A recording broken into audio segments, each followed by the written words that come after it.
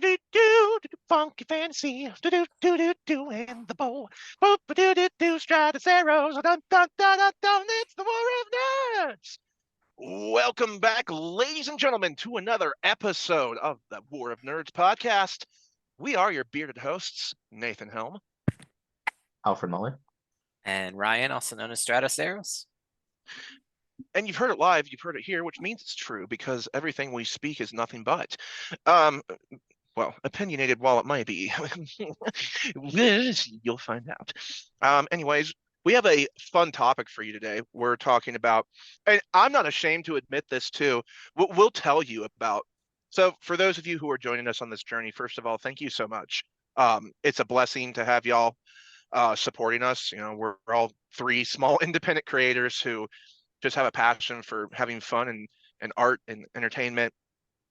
And just before we started this episode, we were recording a Star Wars episode, and we had one of those things that happen when you're new in a process, and we got like 55 minutes into it, and then we had technical difficulties and we lost the episode. But we honestly, like, we all talked to each other like, you know, who cares? Like, we have so much fun doing this. We just didn't care. Like, that's the beauty of this. We can recreate it, and I just wanted to share that with y'all just to show, you know, we're human beings. You know, we may have a podcast, but it is not all perfect and glorious as some podcasts may seem from the facade.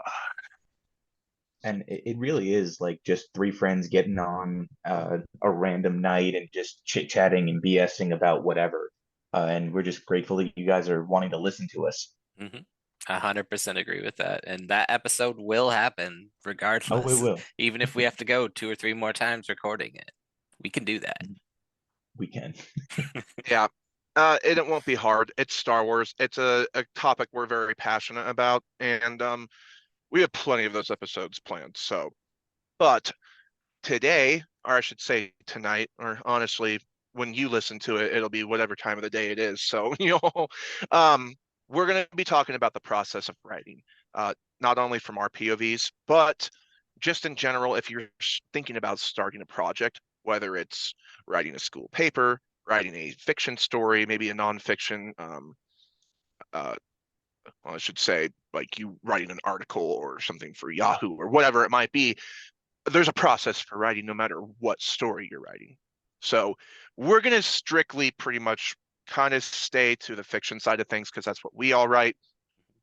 But this really goes for all nonfiction, newspapers, fun short stories, all that good stuff. So what do you think, guys? I think process of writing, when you're starting your draft, what is your start to finish process for going from a blank piece of paper to having a general outline for your story or your project, whatever it may be? You know, we'll start with you, Alfred.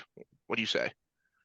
So my process is if I want to start a story, normally I've been thinking about it. I have characters in mind. I have some frame of a plot. I don't plot anything out, but I have like ideas.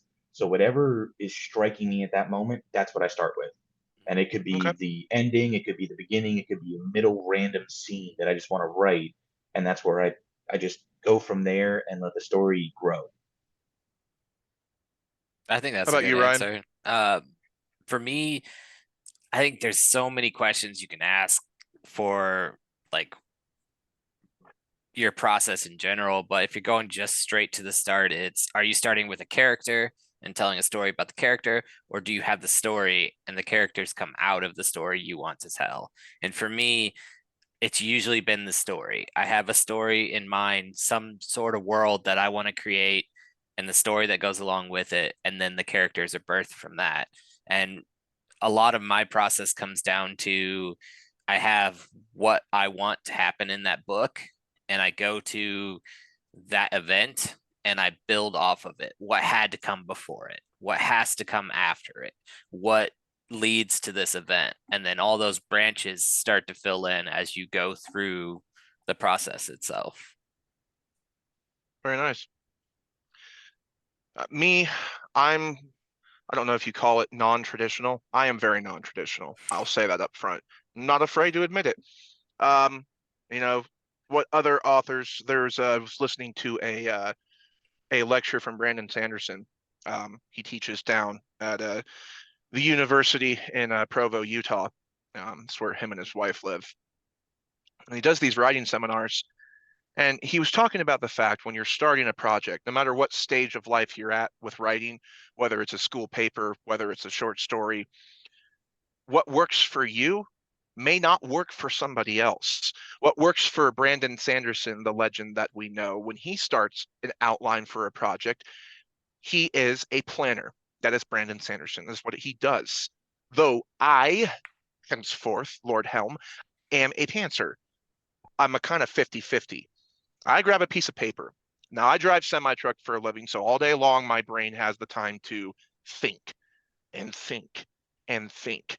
I talk to my phone and do little notes, put stuff down, a little important A, B, C, arc lines that need to tether together. But when I'm coming up with an idea for a project, first of all, I think about what would the story's purpose be? And what would the characters in it, what would their lives be like? What's going to drive them? What's going to be the, as we call it, there's a specific phrase, and I might need one of you to look it up on Google while we're on this episode to give the specific, but it's called I believe your inciting incident. I think that's correct. Yeah, that's yes, it. it's Jerry Jenkins. For any of you who haven't looked at him on YouTube, he is a multiple New York Times bestseller. He's written multiple Christian books, and he gives free writing advice online. He always talks about the inciting incident.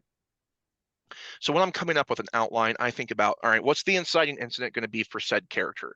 Is my main protagonist going to stay the main protagonist for the entire story?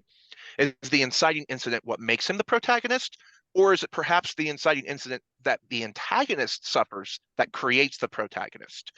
And so I think about things like that. I think about what the genre is going to be. Is it going to be military? Is it going to be mystery, sci-fi, fantasy, lit RPG, a combination of such, anime lit? What's it going to be? What's the flavor? I come up with at least 4 main characters that are going to be integral to the story. I have my main, it centralizes around at least one of my characters. You can have multiple main POVs.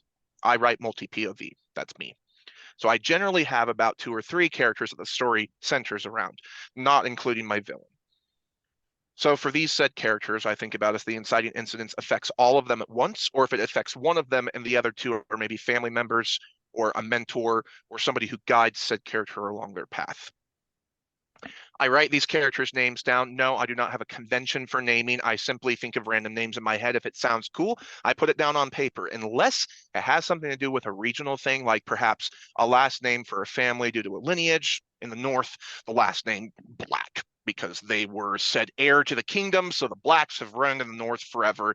Character is related to them by, second cousin, whatever. They're another Black. Okay, cool. Otherwise, names, honestly, I look at road signs and I rearrange letters like an ADHD freak that I am. And I'm like, that sounds kind of cool. That could, Lord Vicious Raw. I like that. I'm writing that down. I come up with all these character names. Like I said, I apologize to those of you who are listening. If you hear what I'm saying, it makes your head hurt. Just know my head hurts listening to my own thoughts. But I put these characters down on a piece of paper, not necessarily knowing exactly what their importance to the story is going to be right away. But I have those characters down and at least a little bit about who they are. Maybe age, build, look, what if they're a wizard, are they a mechanic, are they an engineer, whatever, something like that. Then I come up with a pivotal arc that is going to take up the first part of the book, or multiple arcs. I have an A, B, C, and D. Each little arc leads to the next with one overall plot for the entire book that wraps everything together, that either leads on to the next, or if it's a one-off, et cetera, et cetera. So now I've got my paper with my character names, my A, B, C, D, my idea of what it's going to be, if it's going to be a fantasy world. Once I get characters, maybe a city name, a book, because I'm weird, I come up with the series and the book names first before I begin. I don't know why. I just do. It helps me focus. And they're placeholders, so they're subject to change. Now I got my paper with my book names, series, the idea, and then I let that sit. That paper sits for a couple weeks, and I just go into my brain and I think about lore. And I just put stuff down on paper, random things, magic system, weapons, if the science is going to impact the fantasy aspect of it, or if it's hard or soft or hybrid, or things like that. And then after I've lore built for a little bit, at least enough background to know how I can spread that stuff throughout the books, because I usually have unreliable MCs that learn about their world as they go. I just pant stuff in as I go. The characters are created once they're alive. They determine the story from that point on. I pants the majority of it in. And when I'm done, I go back through and I look to make sure that things are logically consistent. They make sense. I look back to my notes about magic systems, characters' ages, if that's important, to connect them to some sort of origin story if something happened in the past to affect the future.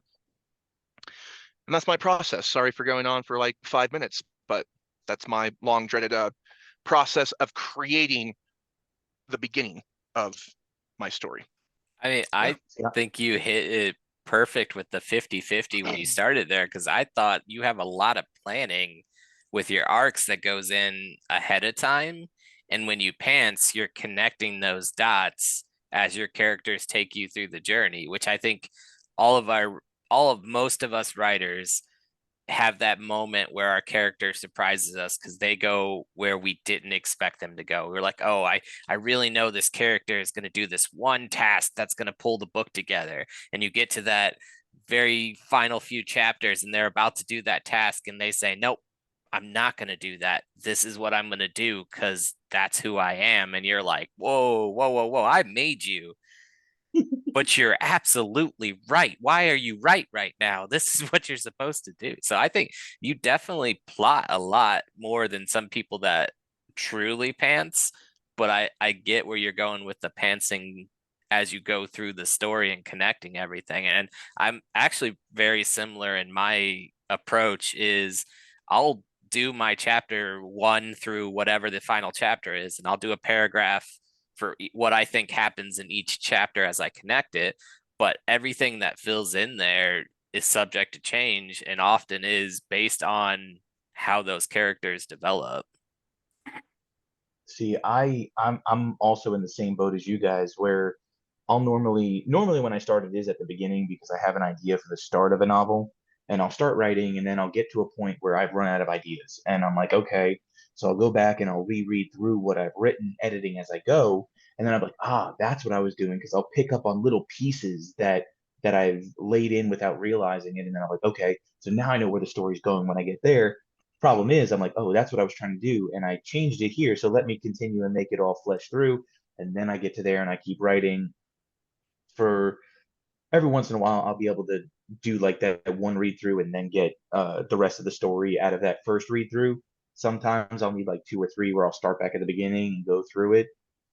But I'm more a pantser than I'm a plotter. I can't do an outline. I can't think that far ahead because, like Ryan said, my characters are what drive my story, and they do their own thing, and they develop as I'm writing, and they become their own person. I've always told like everybody who asks me how you write and whatnot, I'm a better editor of my own work than I am a writer, because I'll write and everything I see is trash, or I'll see flaws. But once I have the finished product in front of me, I can see what I meant to do and fix it and make it a cohesive piece. And that's when it's almost like my outline is my story. Once I have the story finished, then I can go in and be like, oh, I need to pull the strings to tighten everything up. I'll hit on one point that you made. You talked about, that plot and the beginning and the end. It's kind of for me, is I know exactly how the series is going to end. I know exactly how the series is going to start. And I know exactly what my character, what their destiny is. But as destiny goes, yes, your final destiny may be certain, though things are subject to change along the way. But wait, there's more. Each individual book, you've got your own villain, you've got your own story, your own growths and opportunities. It's very similar to like an anime. A character meets a brick wall, but Luffy meets, Rayleigh, and he figures out about hockey. He's like, oh wow, that's why I couldn't beat all those on Skypiea, because they were using hockey.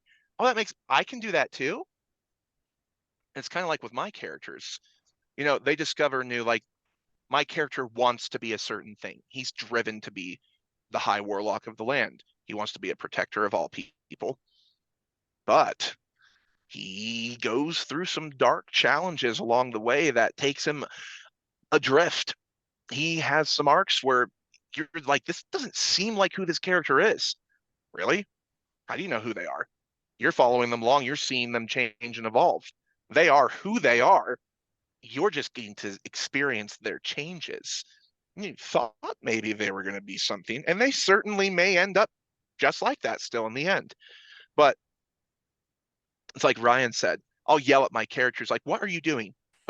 I made you. You're just like, yeah, you also gave us free will. So we're going to do this because I'm like, okay, I want to be mad at you. Okay, I understand why you're doing it. Please carry on, and take the story where you're going to take it. And I don't know about you guys, but you ever heard like readers or other authors who talk about, well, you should know exactly what your characters are going to do every step of the way because you created the story. And no, that's not really how it works. Your characters have a mind of their own once they're created. You created them, you should know. Like, they determine that story. It's the same thing in anything that you watch, and that's the beauty of it, is watching the changes that come up to a path. So like that the phrase goes, there's a fork in the path. Which direction you'll go, you may not know until you arrive. So you can have an idea of what the character, you know the general idea of what's going to happen in the story, but the individual ins and outs and the twists and turns, those reveals, that's what makes the story. And those are the characters making those decisions that might even surprise you, the one who created them. And that, I think that's a brilliant part of the writing process, honestly. Absolutely. Yeah, in my mind, it's the story hasn't been written, so like it can constantly change when it's in your mind. There's no physical story there. It's just whatever you thought up. And as you're Yeah. writing, you're describing, you're creating, something may click and you're like, ooh, this could be fun. And you start writing it, and all of a sudden the character, their arc changes or their decision make that you thought you knew changes because now you have something tangible in front of you that when you read through it or you understand what you meant, because I mean we all it's so magical almost when you have an idea up here and it goes down on paper or the computer and you see it, you're like, oh, that's what I meant to write. So that changes everything that my character would do. Mm-hmm. Uh, So go ahead, Ryan. I was just gonna say, even when you're writing things and you want it to go a certain path and you write it out and you end up with the first draft that's finished and you go back through, there are often times where I'll tear out entire sections and rewrite them completely because I realize like I force something to happen that just doesn't fit what should happen with what those characters are doing. And I think that when I plot my book, my chapter 1 through whatever, sometimes that holds me to that rubric too much. And by the time I get to the end, I'm like, where I forced myself to make the connection here, it didn't quite fit. And when I go back through, I see, okay, no, this is how it should connect.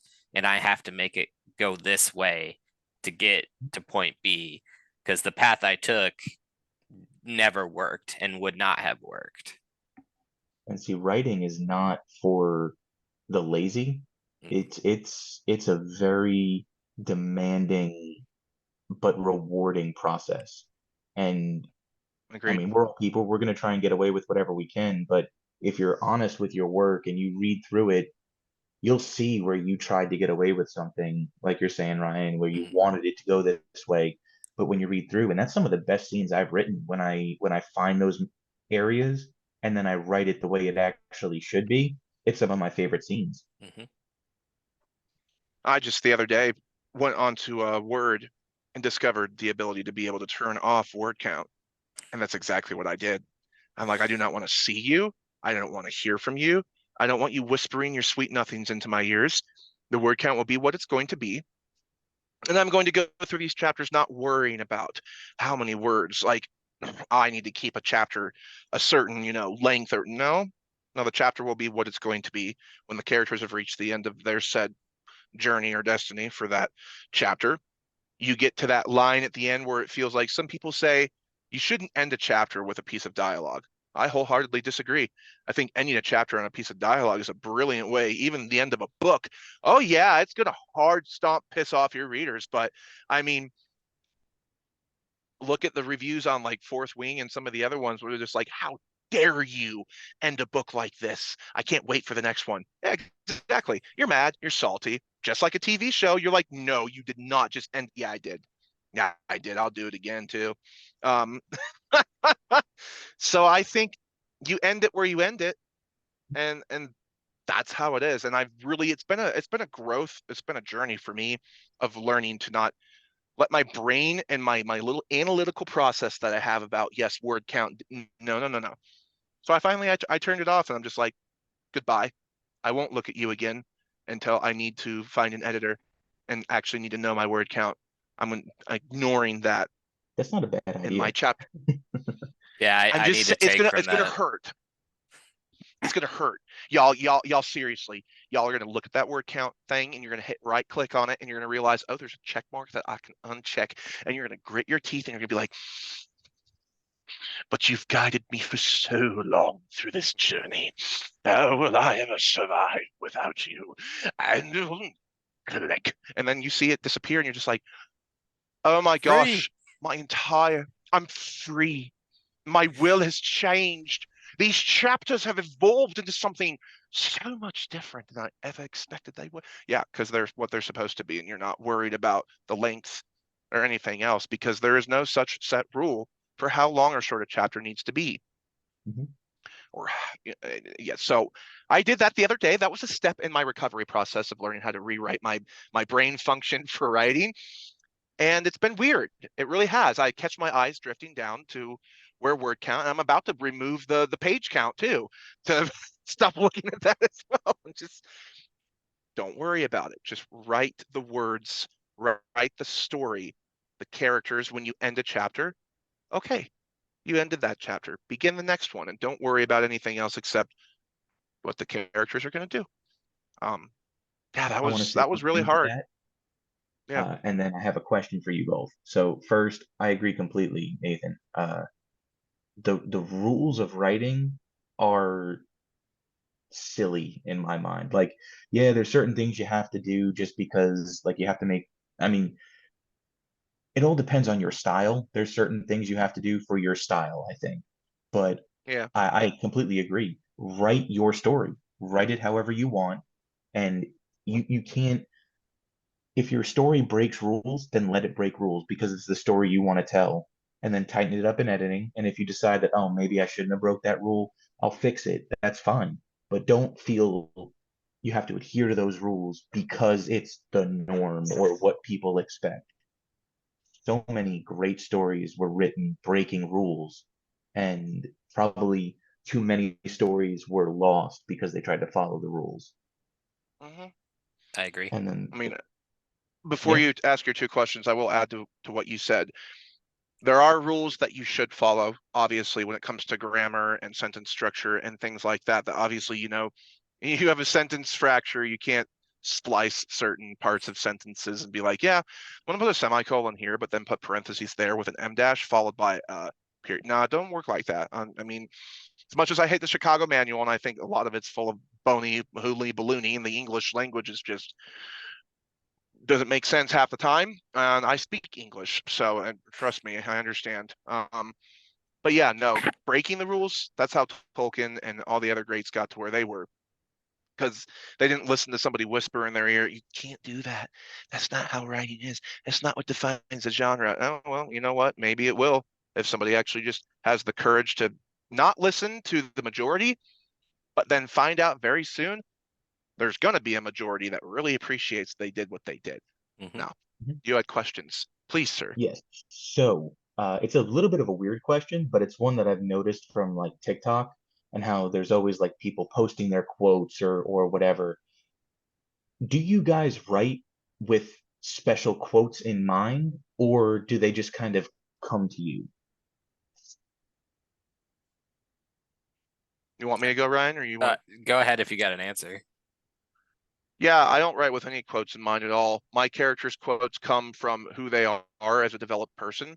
Um, And so generally, if I have any quotes, they don't come until after I'm done with the book. And then I go back and add quotes at the beginning of certain chapters if they make sense. But the words just kind of flow out of characters' mouths. And if it ends up poetic, like awesome. For me, I don't, but I do. There are moments where I'll be woken up at 2 a.m. and I'm like, I gotta write this down because I have a thought and it's a line that a specific character says in a scene I know I want to write later on. And that one line I'll hold on to. And it's about 50% of the time that it works. And 50% of the time when I get there and try to write it, I'm like, I can't fit this in. It'll be similar, but it won't be that line. But I've absolutely had ones where like I can't wait till I get to this point in this story to insert this one banger that I know I have to put in here, or at least I think it's a banger.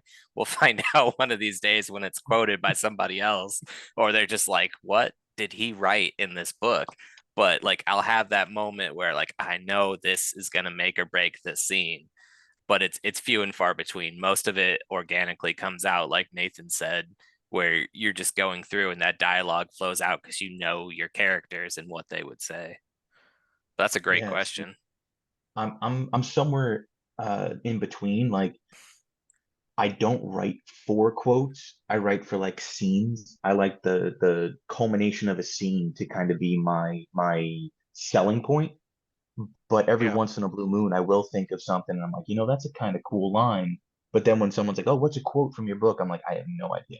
I don't think any of my quotes stand out. I think it's just scenes might stand out.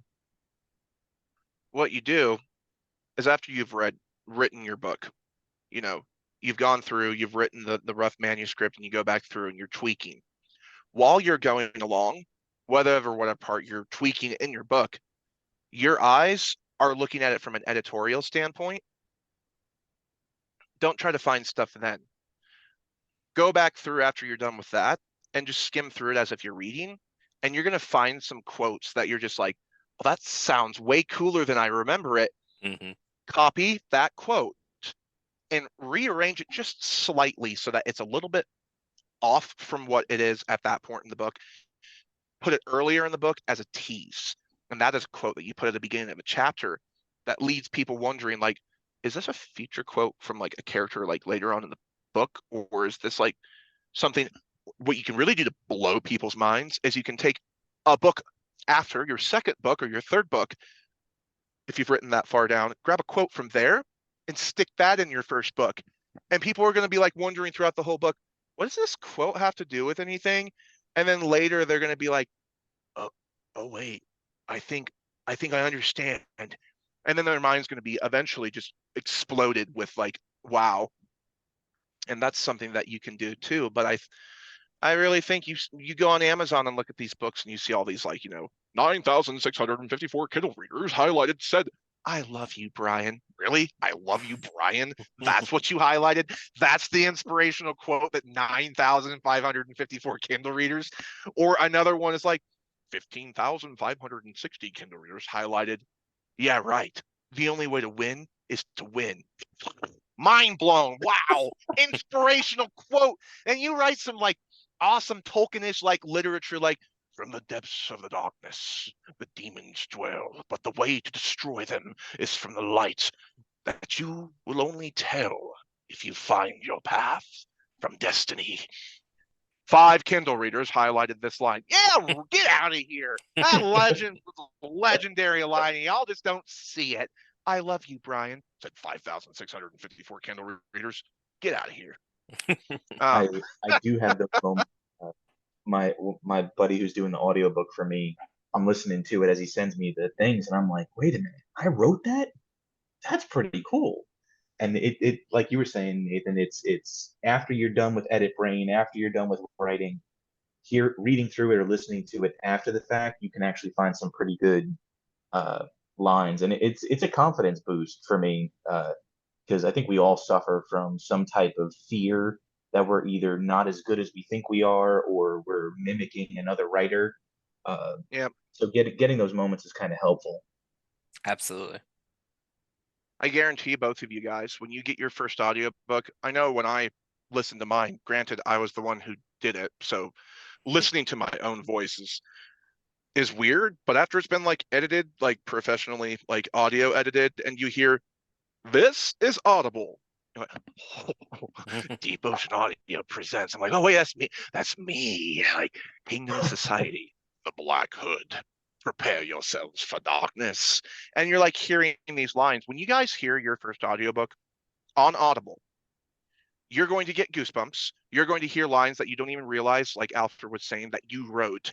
And you're going to get to the end where it's just like, Audible hopes you've enjoyed this program. You're like, you're going to cry your eyes out like a little baby. And it's okay because it is the coolest moment ever. But it won't, I guarantee, when we're all done with our series and we hear that last book on Audible, like, thank you so much for listening to the final finale book of said series. Appreciate all your love and support along the way and blah, blah, blah. And if you want to continue support to follow the next series with these characters, please come back for the next future series, blah, blah, blah. And then you hear, Audible hopes you've enjoyed this program. And you're like, and then you find out people are highlighting lines and you're just like, oh my gosh, what? This is, we are our harshest critics. It is plain and Absolutely. simple. And that's what really sucks when you have other indie authors who it's like you would think they would be the ones who would understand the most, but you have so many of them that are part of this toxic community on TikTok who just want to tear others down. And it's sad because like we're trying to do is all get our stories out there. And really, I don't care if mine is considered, literary perfection. I don't care. What I care is that I impacted somebody's life, whether it's one person or 5 people, maybe at 100. To me, I had somebody tell me a story one time that they had a 12-year-old with autism, and I have a sister with autism. So people with autism, their brains are focused on either one thing or they're sporadic. They can't focus because that's just their minds are operating at a different frequency than ours. And she told me that her 12-year-old who had high functioning autism, who couldn't focus on much of anything, when she read my book to him, was completely in the zone and was like, felt like they were like reading Marvel comics or something. I was just like, wow. I was like, that, like, so I grabbed a couple copies from my author collection, signed them and shipped them for free. And I was just like, here you go. I hope this. And her child was like taking it around to school and bragging to all their friends, like, I got a signed copy from an author. That's the coolest thing ever. It's not about, making a bunch of money, though, it would be nice Would to be make a nice. little bit of money, but it's Uh, those little moments at conventions or getting to take pictures with people, being a human being and showing that, like, yeah, I'm an author, I've got a book, or I'm a narrator or whatever, but I'm a human being just like you. I just happen to have gotten a leg up with my dream. And who knows, you might meet somebody who wants to do the exact same thing you are. But if you're not approachable at a convention or somewhere else and you're just like, oh, I am way above you because I've written a book. Please come back again next year. Sorry, line's too long. Dude, there's like one person at your table. What are you talking about? Your line's not long. You're an indie author. Get out of here. I don't have a moment that's as amazing as yours, but I do remember it was Next Chapter Con in Dalton, Georgia. A young lady came up to my table with her grandmother, and she was like, I really don't like to read. And that's one thing that kills me. I think everybody should read. I think reading's so important, and there's so many worlds you can escape into. So when I heard that, it kind of broke my heart a little bit. But I told her the pitch for my book, and she was like, that sounds like something I would enjoy. And she ended up buying my book, and that, now I don't know if she ever read it or if she's gotten around to reading it, but just the fact that I potentially sparked someone's interest in reading made my day. And that's what I do it for.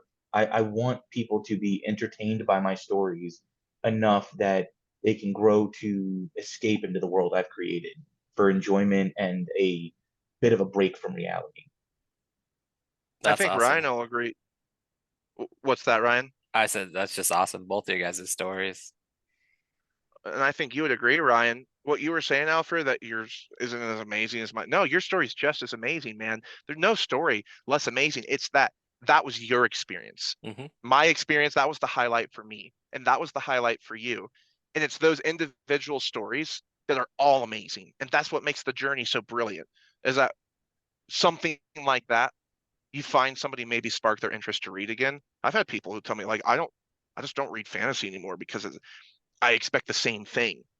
But like, yeah, I'll try yours. Read the 3 chapters. This doesn't feel like fantasy.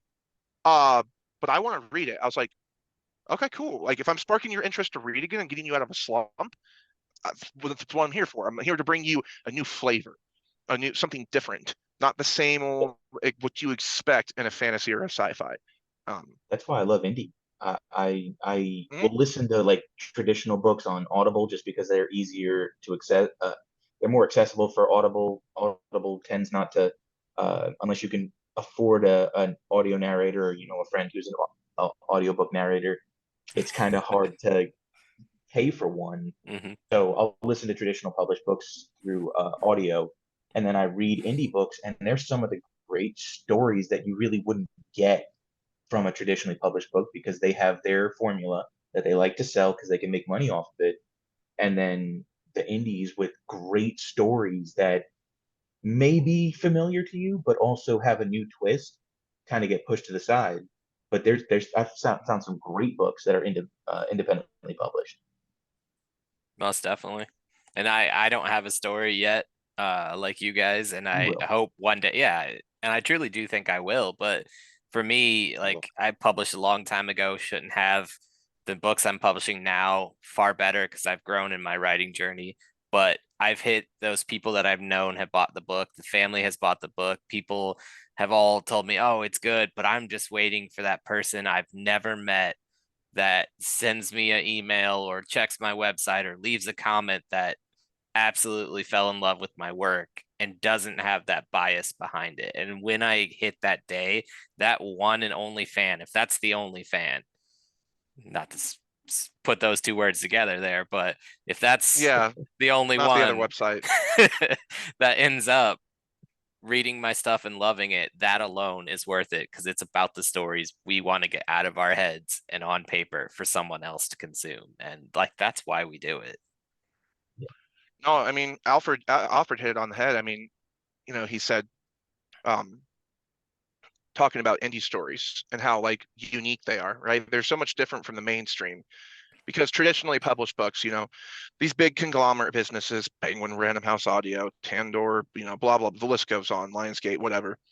Well, they have the resources, and these authors get upfront payments of 10 grand, and then if they make more off of royalties, then they start getting paid after that 10 grand point. But that author, you write a book, it gets edited and all that other stuff for you, and you just get 10 grand. Like, but here's the thing, right? These books, they feel more bland and boring. Like they get hyped up because it's the name of the author. Not really necessarily, not taking anything away from traditionally published authors. I don't want anybody to think that. There are wonderful authors out there, obviously, who are trad pub. But I feel like those stories get just doled down to just a boring level because it's just all about being grammatically correct. It's all about making sure everything makes sense and reminds you of the real world. No, no, no, no, no, no. I don't want to be reminded of the real world at all. I want something that is completely unrealistic and blows my expectations of what I'm ready for. And indie authors, yeah, okay, maybe this stuff isn't edited like it is in TradPub, but you're gonna feel more life in indie books, more inspiration, more juice, because these people are telling the stories for I believe for different reasons. Yeah. Um, you know, you write books for 20 years in your trad pub at that point. Do you still have the same motivation? If you're Brandon Sanderson, I'd say yes, probably. Because that dude's just a nerd like we are, and he's very humbled and down to earth. Mhm. Great human being. I mean, not huge into his books. I'm slowly getting into the Stormlight archives, but I think the longer that you write, some people kind of just lose the passion. And yeah, sorry. I mean, please, No, Alfred. I know you were. not to pick on this author because he is the author that got me into reading. Anybody who follows me on TikTok knows I hated reading growing up. despised it with a burning passion, compared myself to the nothing from the Neverending Story. But when I picked up Percy Jackson for the first time, and I read those books in a week from someone who barely read more than a simple kindergarten book, I love them. When the sequel series came out, I felt a disconnect. There was something lost from that original series that I felt so much passion and time and effort went into, to that sequel series, which I felt was a copy and paste story. Like, I have to do A, B, C, and D, so I did A, B, C, and D. It was there was nothing there. And I feel like that's kind of what you're talking about, Nathan, is you get authors who maybe the publishing house is like, I need a sequel series because we made so much money on this, and I want you to keep writing that. So the author does it because they're forced to, and then it doesn't have the same feel that the reader was connected to in the original series. Yeah, it's like movies too. You have the whole argument about no movie is going to be in the series is going to be better than the first. That's always something that's talked about. Like, yeah, this one's really good, but it's not like the original. It's not like the first. So that when you do get a second one, like with Top Gun Maverick, it was even better than the original. And you're like, how is this possible? Like, this is the first, like one of the few times you ever see that. And it's the same thing with books. I mean, you follow another episode that we'll get into Game of Thrones, but that's a prime example. You look at readers who followed it from, A Song of Ice and Fire from the Game of Thrones book. Basically, it started off, people really loved it. This was new, inspiring story. And you get down a couple books and people are just like, where did that fire and passion go from the first book? I don't feel connected to the characters like I used to. Honestly, I feel like the series kind of just lost its steam. Is that because the author lost the passion because now they just feel like it's just a way to get a paycheck? Or are they still having the passion to make that story as awesome as possible? I think it'd be great to have a combination of both. You're excited to get the money from something that you put so much hard work into. Mhm. And guess what? You put so much hard work into it that it's awesome all the way through. And I think Harry Potter was one of the few series that managed to successfully do that as a written book series, that people were just as excited from the first one. Actually, I think they got more excited as the books, as J.K. Rowling really honed her craft and got better as the books went on. Opinions will differ, but I think that's one of the few series. Lord of the Rings is another one, but Yeah, I um, agree.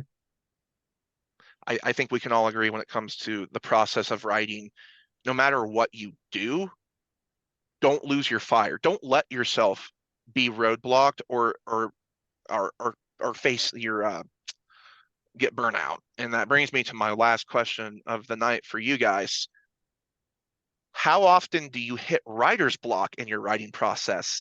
And when you do, or if you do, how do you handle that? Whoever would like to go first. I'll go first because honestly, and this might piss some people off, I don't. Like, I do not hit a writer's block. And like, if there's just one possible scene that I'm needing to connect, I'm on to the next one and I come back to it. And by then, like, something along the road has unlocked the key to that. But I don't. Like, if I stop writing, which I've abandoned projects, it's because I've lost interest. It's because I've got burnt out. It's because don't have the time to devote to it. But the Yeah, ideas and the stories for me, they flow too much. It's the craft that I've needed to perfect over the years. That's been my Achilles heel. But the ideas, they come out for me personally. I'm similar. I remember watching an interview by Patrick Rothfuss, who I have lost interest in over the years, but he said that there is no such thing as writer's block, and that kind of stuck with me, and I was like, interesting. I've had moments, like I said in the beginning of the episode, where I don't know where else to go. Like, I've run out of ideas, but it's not necessarily writer's block. It's I go back to the beginning and I read through what I wrote and I get to where I have to write. So it's never that I am sitting in front of a computer and I don't know what to do. I hit that wall because I am a panster and I don't have any more words, and the words that I'm writing seem crappy. So I go back to the beginning and I read, and I'm like, okay, what was I planning to do? What was it that I forgot that I was writing when I got to this point? And then within a chapter or two, I pick up points that I can add to the plot and what I was trying to create. And then at that point, like I said, normally it's just one read through and I can blow out the rest of the story. Sometimes it's one or two read throughs, but for the most part, it's never like I'm sitting in front of a computer and words won't come. I've always got words to write down. Uh, so, like Nathan said, like Ryan said, it may upset people, but it's not like I never lose the love of writing. I never lose the inspiration to write. Sometimes I just need to find out where I was going and then continue. So I'll add to what they say, and no, we don't always all agree. We do a lot of the time, and this just happens to be another one of those times. Hope it doesn't make some y'all salt, but I don't get writer's block because I don't believe it's an actual thing. I don't think writer's block really exists. I think the term came to when, we go back to the trad pub thing. These authors have so much pressure to get the next book out, and they're Deadlines. trying deadlines, and I think deadlines are garbage. Screw deadlines. Throw them, toss them out the window. They shouldn't exist. All right, yeah, overall deadline, like, hey, 2 years. All right, we need to have it published within 2 years. All right, that's fair. But writer's block comes from you being burned out. You push yourself too far and don't allow yourself any breathing room for anything else. You're not forgetting what you want. You know exactly what you want to write. The words are right there in the tip of your tongue, tip of your brain. You can't get words on paper because you're too freaking exhausted. That is what writer's block is. You've lost the will to write because you're tired. You could probably magically, if you had magical abilities, will the words on paper and finish the entire book in a setting of about 3 hours. So I don't get writer's block. I work 70 hours a week as a semi driver, so I get extremely exhausted. Therefore, if I know I'm tired and I sit down and open up my laptop and I look at the words, because it's kind of another thing, like a question to ask you guys, and probably be the last one for this episode. But if you're writing and you get stopped at a certain point, even if it's mid-chapter, could you close the laptop, open it up another day, and just literally pick right back off from that point without having to look back at all?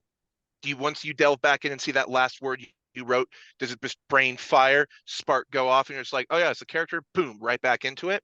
Or do you have to take a few seconds to look back a little bit and be like, okay, what was going on in this scene, to kind of like bring you back into your world, as if you're in Ready Player One and you're putting the headset back on and you're checking all your stats from the last hour of what your character was doing?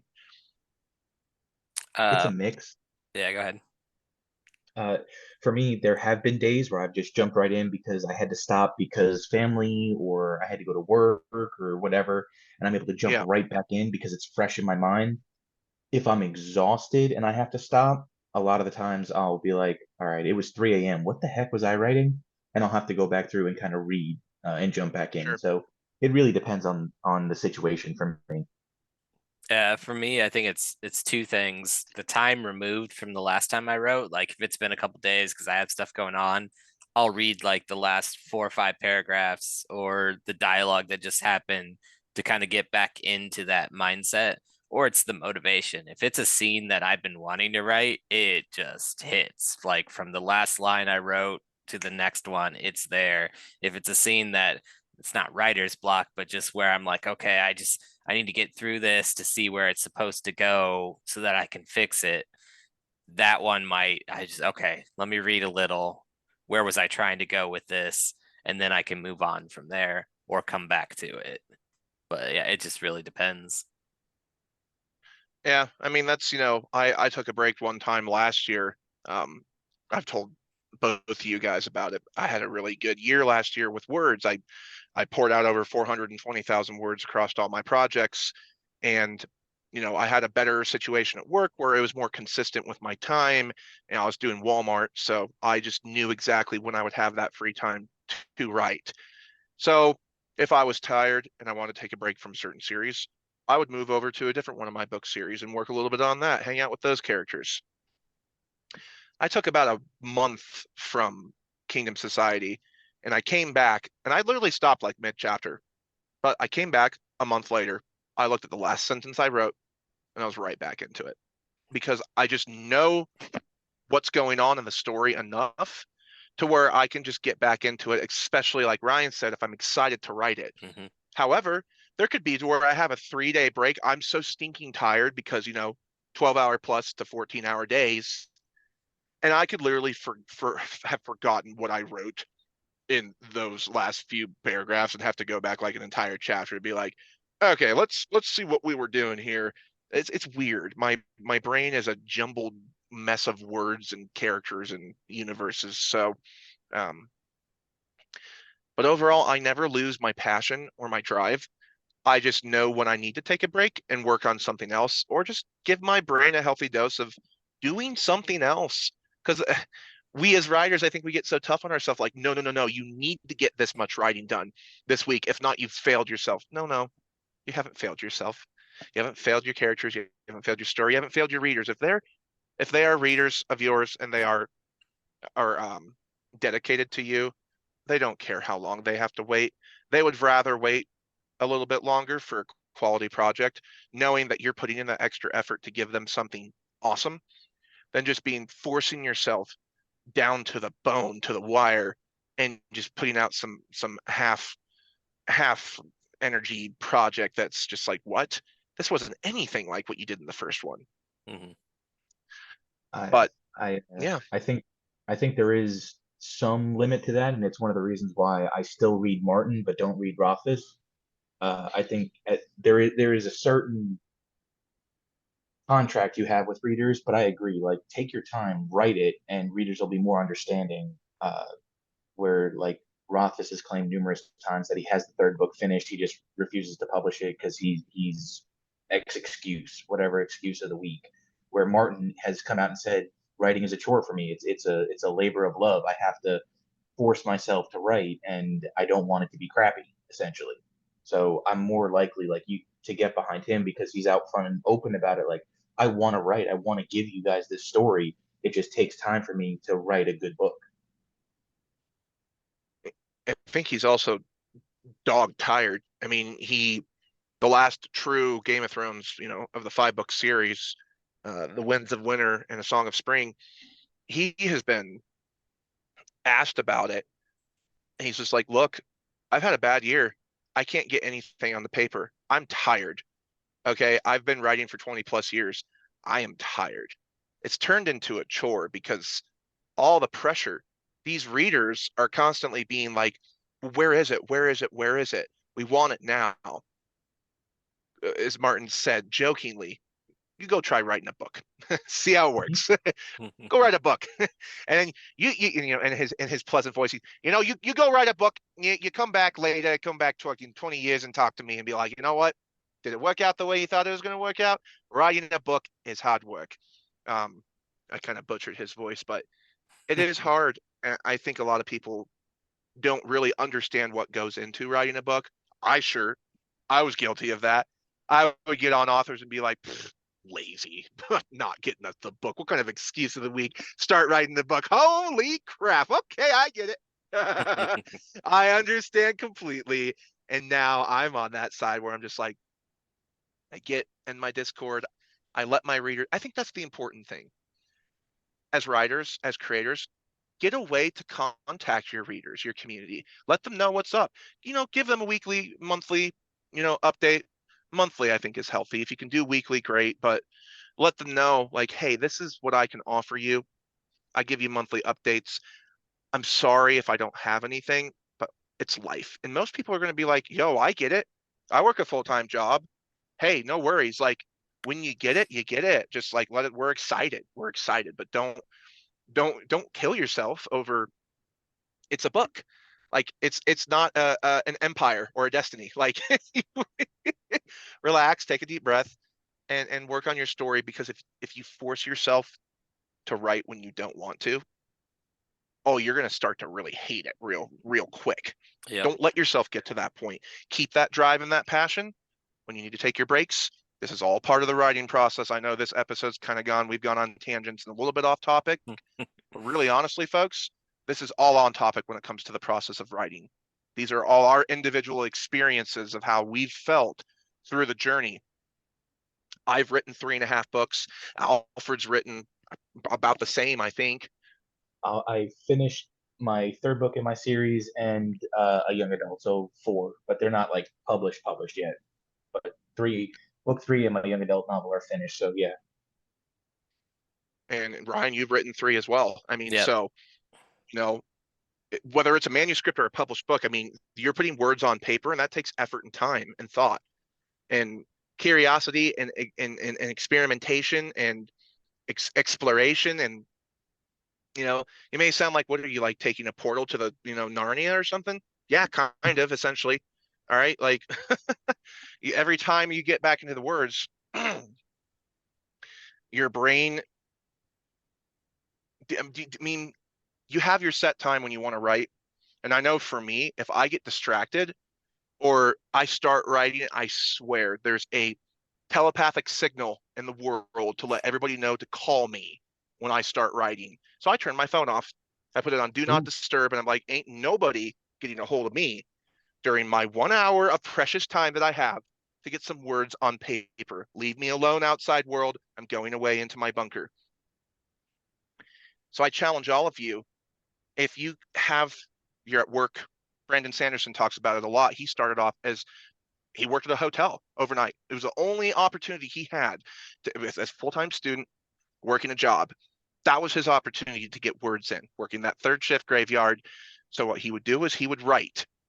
And now as an adult with a family, with a wife, a kid, he has that time, and his wife is a huge supporter. So she knows if Brandon's writing, don't distract him for those 2 hours, because it takes about an hour to really get into the zone, and then it takes an hour of just vomiting words on the paper.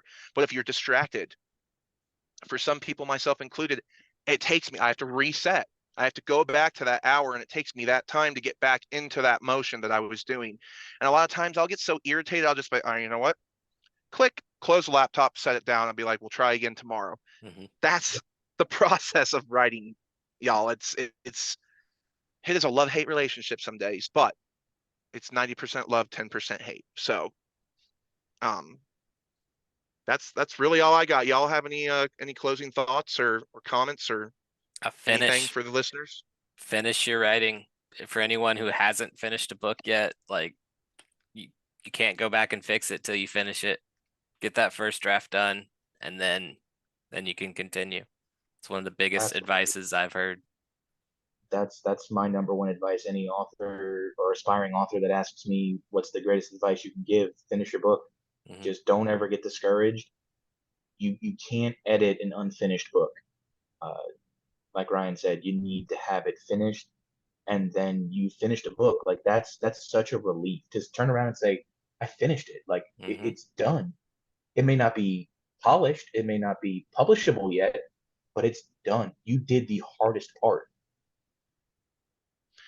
And remember, when you're, if you can find a writing group, this is another thing that Sanderson and George Martin and some other authors recommend.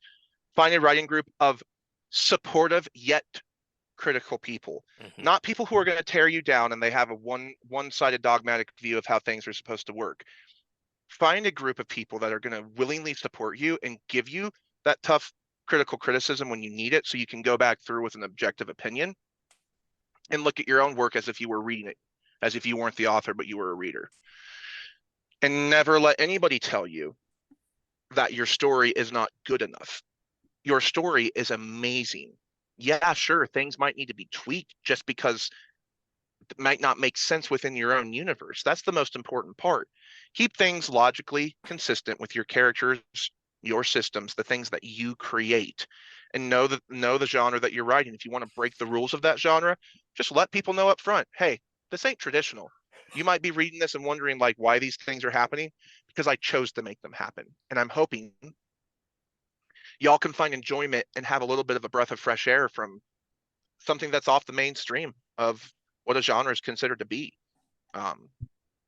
So no matter what happens, never give up.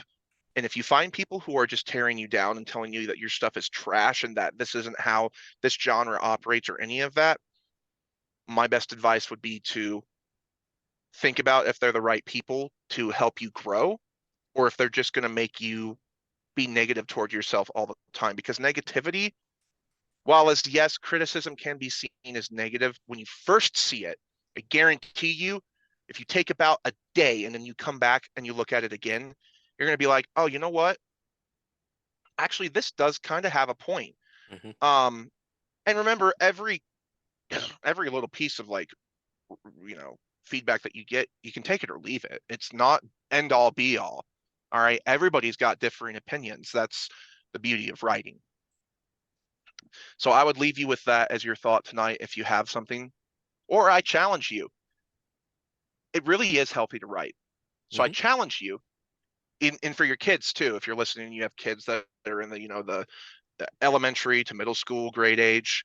It's a great time for them to start becoming creative and coming up with a story. Obviously age appropriate, but to each their own. But give your kids the opportunity to take an hour after the homework's done. Make sure you do your homework. It's important. Be creative and come up with your own story, whether it be 1,000 words, 500 words. Write something, and just try it and see how you like it. And you might be surprised. You might really fall in love with the process. And you're never too old to start either. Doesn't matter what your age is. You can write a book at any point in your life. It's the best retirement job ever. Um, so yeah, folks. Hey, thank you so much for coming and listening to another one of our episodes. I really hope that y'all enjoy the journey, and hopefully this can be one of those red versus blue um, YouTube stories of the ages where you follow us and we get to share this experience just like Bungie and Halo back in the day. But if you want to find us, I believe, Alfred, is the YouTube channel up and running yet, or do we still have to put that up there?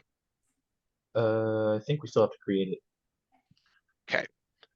So we're going to create a YouTube channel, and we're going to be putting the episodes, once we finish the season, the episodes will go up onto the YouTube channel. We're also going to be doing Spotify and iHeart. I know those are the two we're going to focus on. And then we'll have clips on TikTok. Once we get a Facebook group, we'll put stuff on there as well. But y'all can reach out to us in the meantime on, you can find me on TikTok at The Funky Fantasy Man, or author, narrator Nathan Helm. I'm on TikTok as Alfred Muller 922, or you can follow me on Facebook or on my TikTok. There's a link tree where you can follow me on all my different social media platforms. And you can find me at my website, stratoseros.com, or author Stratos on TikTok. And I have a link tree to all my stuff as well. And with that being said, we're going to wrap up this episode of the podcast with a healthy dose of your friendly bearded nerds. Do do do do funky fantasy. Do do do do the bowl.